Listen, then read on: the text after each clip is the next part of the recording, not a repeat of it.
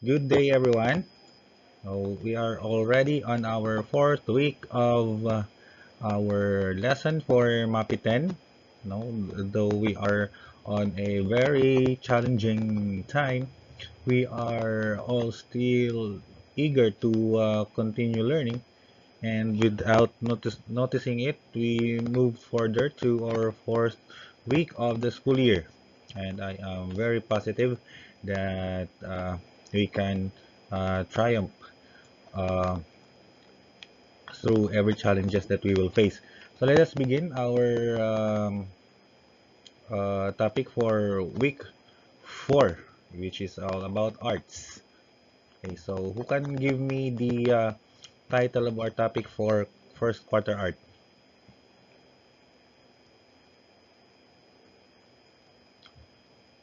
Okay, so if your answer is modern and contemporary art, well, you are correct. So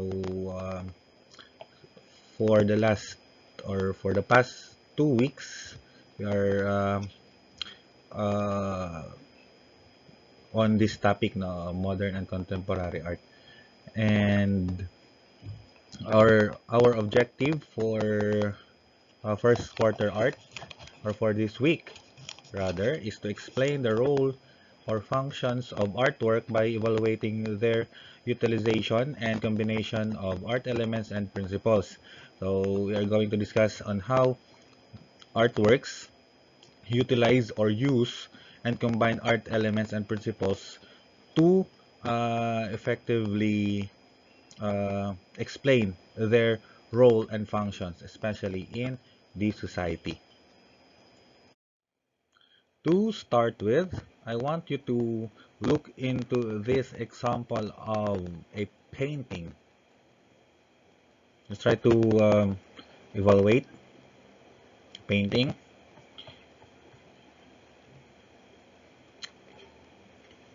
Questions. What did you feel when you saw this painting?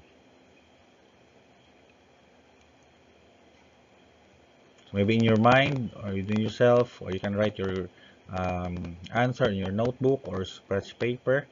What did you feel when you saw this painting? Ano yung naramdaman ninyo? Natuwa ba kayo? Natakot? Naguluhan? Confused? Scared? Sad? What? What did you feel when you saw this painting? Question number 2. Can you identify what the artist is trying to convey or the message of this artwork? So can you identify what the artist is trying to convey, or what story or what feeling or what mood does the artist wants to convey to its viewers or to us, yung mga tumitingin? Question number 3, what elements or of art did the artist use in his artwork? Let's try to um, look into the artwork. So what elements of art did the artist use in his artwork?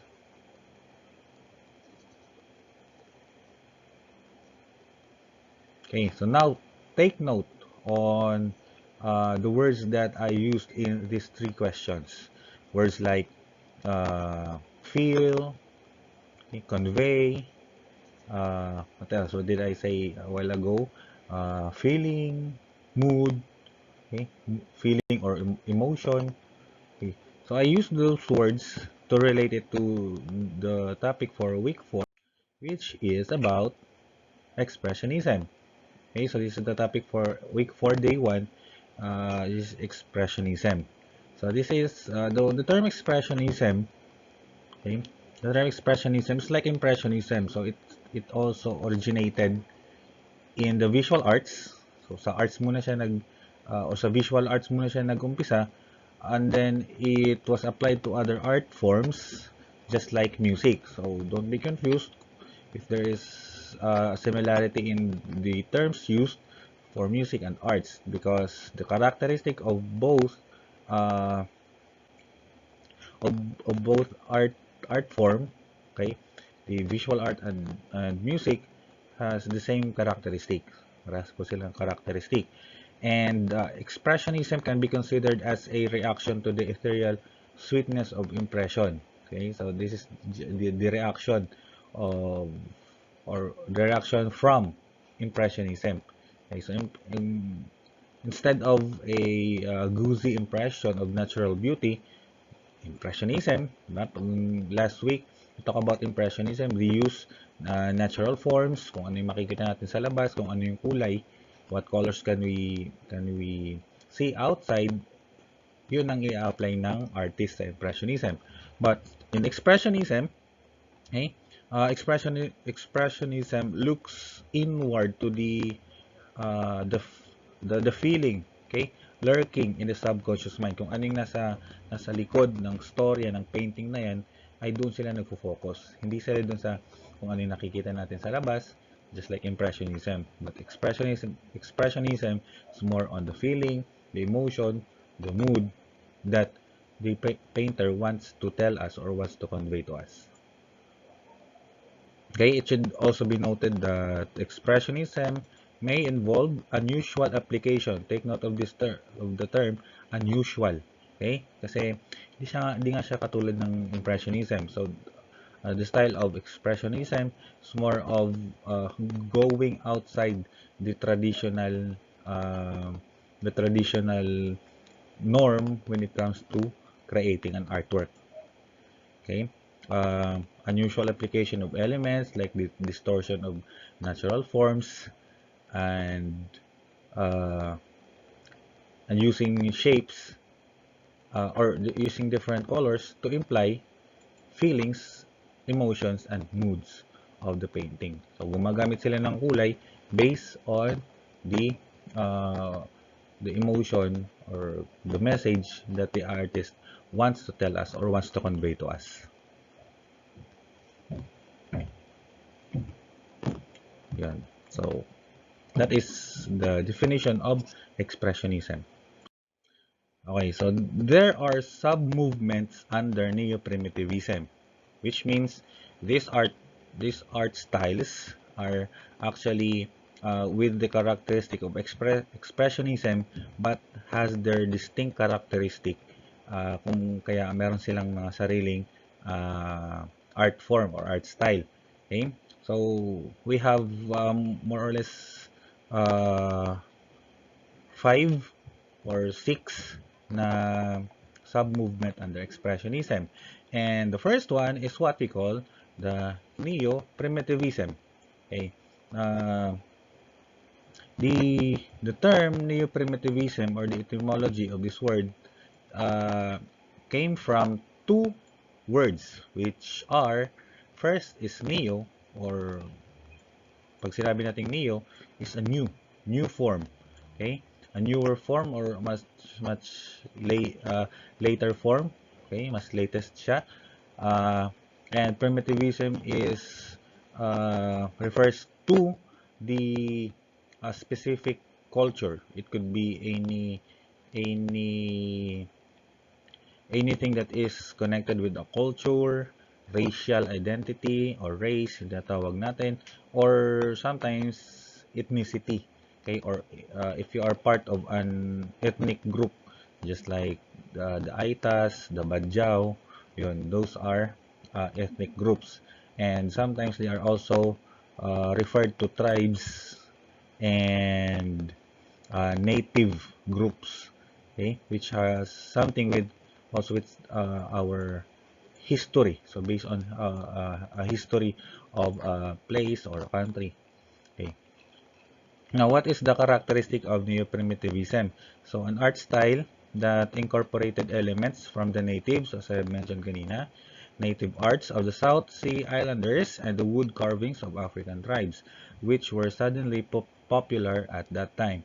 So, during this time, the arts coming from the natives of South Sea Islanders and African tribes were actually popular at that time. That is why they used the characteristic of those uh, native groups or tribes in creating a new style of artwork under Expressionism. as the term neo-primitivism. I have here an example of a neo-primitive artwork. So the first example is entitled Head by Amadeo Modigliani, uh, year 1913, and its material is made of stone. So this is a sculpture of a head. And next one is Yellow Sweater, also by Amadeo Modigliani, 1919. This one is oil and canvas. Now, looking at these two examples of neo-primitive artwork, what do you think is the distinct characteristic of neo-primitivism?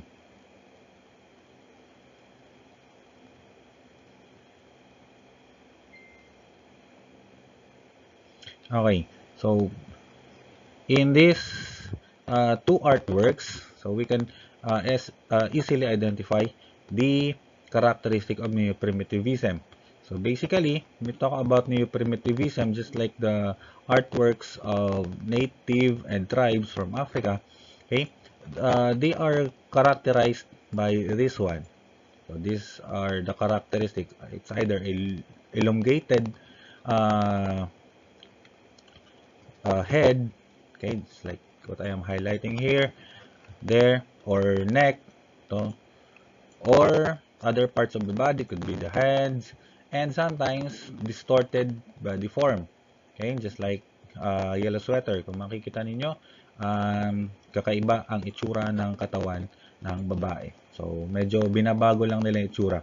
Okay, but the most distinct characteristic is this one, yung mga elongated na body parts, just like the head, the neck, the arms, sometimes the feet, or sometimes the whole body. Okay? So, mahaba siya tingnan. So, that is the characteristic of neo-primitivism. Okay, the next art movement under Expressionism is what we call the Fauvism. Okay.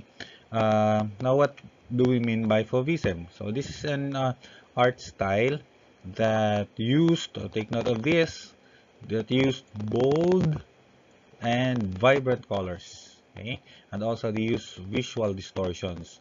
Okay, just like neo-primitivism, they use visual distortions, but the distinct characteristic of Fauvism is the use of bold and vibrant color. Okay, so the term Fauvism is derived from Le Fauves, which means wild beast. Okay, so this is just the term used by French expressionist artists or painters who painted this style. Okay, so it was also based on the name Le Fauves, which means wild beast. Here are some examples of uh, Fauvism. First one is a Blue Window by Henry Matisse, 1911, and Oil in Canvas. Next is this one, uh, Woman in Hat by also Henry Matisse, also in Oil and Canvas. Now, as I have said, they use bold and vibrant colors in their paintings. Now, take note that Fauvism also use colors to denote a specific feeling or meaning. A while ago, when we talk about neo-primitivism, they use more of uh, distortion of natural form. But in Fauvism, they are using colors to denote specific feeling or meaning, right? So if you're an artist under Fauvism, so you could use some colors in a specific emotion. For example, you're going to use red, the red color, okay, which means sometimes it means war, blood, okay, dispute, anger, or mga heavy emotions. Okay, while white, it could mean purity, sincerity, okay? And blue, just like the blue window, it it could denote loneliness, okay, or calmness in that matter. Okay, so that is why there is a feeling in blue if you are lonely. So yun, it is always related uh, to colors, the feelings or emotions that Fauvism is trying to convey to its viewers. Okay, the next art movement under Expressionism is what we call the Dadaism. So, Dadaism is characterized by dream fantasies, memory images, or visual tricks and surprises. Okay, so their works appeared playful. Okay, but do not be confused with this characteristic that Dadaism works appeared to be playful, but in reality, it arose from or it came from the pain that the European artist felt after the sufferings brought by World War One. So this was actually Dadaism is actually an art style created after World War One, and though it appear to be playful, okay, the real meaning of their artworks is actually from the pain that the European artist felt after the sufferings given by the World War One. And the artist rebelled against established norms and authorities against traditional styles in arts. I mentioned that on the definition of expressionism, wherein artist tries to go beyond the traditional styles in creating artwork. So this is one particular example of that definition, the Dadaism. Okay, so against traditional styles. So hindi na sila sumusunod dun sa mga natural na paraan ng paggawa ng isang artwork. They choose the child's term for hobby horse, dada, which refers to their new non-style. So ginamit lang nila yung term na dada since ang characteristic nila is more on fantasy, okay, memory, or just visual tricks. So they use the term dada, okay, pagbata, dada, okay, and that was the name given to this art style. Example artworks of Dadaism. So we have the first one, Melancholy and Mystery of a Street by Giorgio di Chirico, 1914. This is a painting in oil and canvas. And the next one is I and the Village by Marc Chagall, uh, also in oil and canvas. The next art style under Expressionism is Surrealism. So what does Surrealism means? So style that depicted an illogical, subconscious dream beyond the logical, conscious, and the physical one. Now, this Surrealism is somewhat related to Dadaism, but Surrealism, the characteristic of Surrealism is that the illustrations used by artists, this one is more of illogical. Kumbaga in our term, hindi na siya kapani-paniwala. Okay? It's more of uh, non-ordinary thing na talagang hindi mo maiisip na mangyayari. That's why the term surrealism or surreal. Okay? So, hindi na siya kapani-paniwala. Then, it came from the term superrealism with its artworks clearly expressing a departure from reality. So, away from reality.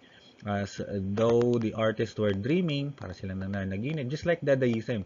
But I have said na uh, the difference between the two is that on the illustration, on how they illustrate their artwork. Just try to look on this example of a surrealist artwork. So the title is Persistence of Memory by Salvador Dali, 1913, also oil and canvas. So makikita nyo dito, this artwork, okay, gives us a more parang a dream-like scenario, but on how he illustrated is that some of the elements used in this artwork uh, are illogical, or sabi ko kanina, hindi siya kapani-paniwala or malayo sa pwedeng mangyari, di ba? It's like this one, this melting clocks. But upon studying this artwork, we can already identify what message the artist is trying to tell us. Okay? Tingin nyo. Okay, what do you think is the message of this artwork?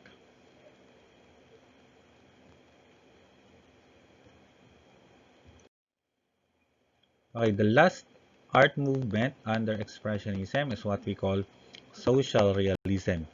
So here I have listed the characteristic of social realism. So the first one is social realism is an expression of an artist's role in social reform. Okay, so uh, social reform, the objective of this type of artwork. Okay, so the artists use their works to protest against injustices, inequalities, immorality, and ugliness in human condition. Um, if you're an artist under social realism, your artwork will always pertain to social issues. Okay, social issues like injustice, inequality, immorality, and sometimes the just the ugliness of human condition. Okay, the artist address different social issues, as I have mentioned kanina. The artist address different social issue in the hope of raising people's awareness and pushing society to seek reforms. So the objective is for social reform. Okay, dito sa nasa taas. Okay? So, or awareness, just an awareness and pushing society to seek reforms, or at least mabago man lang ang kondisyon ng mga tao. And this could be related to newer forms of artworks sa mga newspapers, di ba? Sa mga yung editorial cartoons. So gagawa ka ng isang artwork, drawing ka na may kinalaman sa anumang issue o sa society, or what we call this social issues. Okay. Example of a social realism. Okay, this painting. So this is entitled Diana by Paul Klee. So this is 1932. Egg tempera on canvas. Okay. So if you are going to look into this example, okay, it actually show us a condition of families of miners. So this is an artwork created as a protest uh, for the families of miners who actually die working on uh, mining companies, yung mga nagmimina. So nagkakaroon ng disgrasya. So this artwork was created for that specific issue. Okay, the conditions of wives and families of miners after going to work, okay, taking days while on work, and actually facing some dangers or sometimes death. That's why Paul Klee created this painting or this artwork. So that ends the discussion of the second art form under modern and contemporary art, which is about Expressionism. And just a recap, uh, kahit sa mga notebooks or scratch papers lang, okay, I want you to answer the question, what are the sub-movements under Expressionism? So, yung mga diniscuss natin kanina, just write or recite the sub-movements under Expressionism. So, you have 10 seconds. 10 seconds to answer. 8, 7, 6, 5, 4, 3, 2, 1, and stop. Okay. So if you have answered neo-primitivism, so that's correct. So if you have answered Fauvism, Dadaism, Surrealism, and Social Realism, so uh, you have 5 points for that. Okay? Just a recap or generalization of the topic for Expressionism. So I guess that's all about Expressionism, and thank you.